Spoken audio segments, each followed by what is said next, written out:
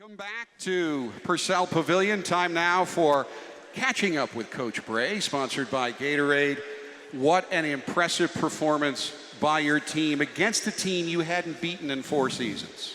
Yeah, I think for us, maybe we needed to exercise some Syracuse demons. They've had our number. But I think our defense was the key. You know, we had them under 40% field goal percentage defense most of the day. They finished with 49, shooting 41. We rebounded the ball, great, kept them off the offensive board. And then we attacked the defensive. That's maybe the best we've ever attacked their zone. And but when you have high basketball IQ guys and great guards, you're able to cut it up a little bit. So I'm thrilled about our group. Certainly thrilled about VJ. That was probably coming. And I think what helped VJ a little bit was guarding Leiden. Maybe guarding a guy who's a 4-man who was scoring. He came in and defended a little bit. But his teammates did a great job finding him. And if you weren't scoring at home or in the arena, VJ Beachem today, career high, 30 points, 7 rebounds, an assist, 2 blocks, and a steal, and he didn't just do it with 3s. Yeah, he was just fabulous, rebounding the basketball. I thought what he did a great job is he moved himself around to different places in the zone, on the baseline. He got to the foul line a couple times.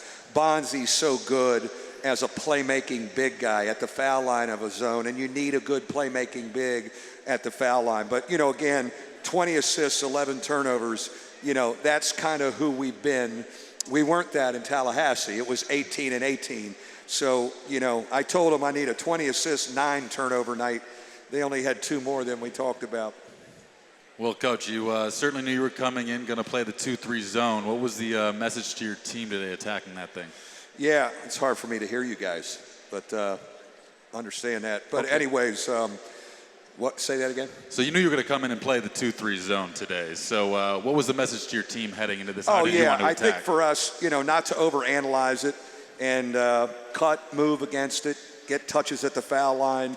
One of the things we wanted to do was drive it. You can't stand playing with the ball over your head all the time. And I thought all our guys really at times had some key drives. That sounds different. It's key drives to, to help.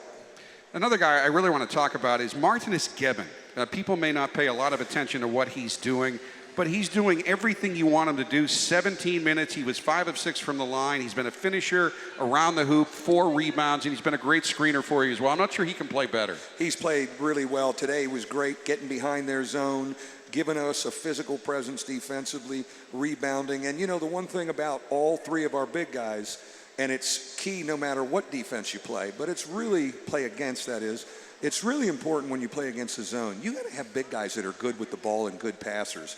Martin Gebbin is, Bonzi Colson is, Austin Torres is. Guys like Rex Pfluger today had a lot of success ball faking, pump faking. Was that something you were telling your guys to do against We the did. zone? We talked about that. Rex Pfluger has always been really good against zone. It's a thing that the mental note that we've made. He knows how to pass fake. He can drive it. He can cut. He's another playmaker. And then he can bank 3s sometimes too, so. You are always very complimentary of the crowd, even at times when I thought the crowd could be better, but I'm not sure the crowd could have been better than it was today. We had a great crowd. I mean, they were hanging from the rafters. It was neat. I know our students couldn't wait to see us play. Everybody else that was up now, we need it the rest of the way. We deserve it the rest of the way. I mean, you want to see this group play, don't you, Jack? We should charge you. They're so good, we should charge you. Well, I'm cheap, but I'd pay. Even I would pay to watch this team play every night. And I got to ask you not to look ahead because you won't. But is it time for this team to start dreaming about big things? Yeah, one of the things I mentioned in the midst of that road streak was I kind of threw it out there, regular season championship. With what we've done right now at 6-1, that's a realistic thing for us to chase, and we have discussed it.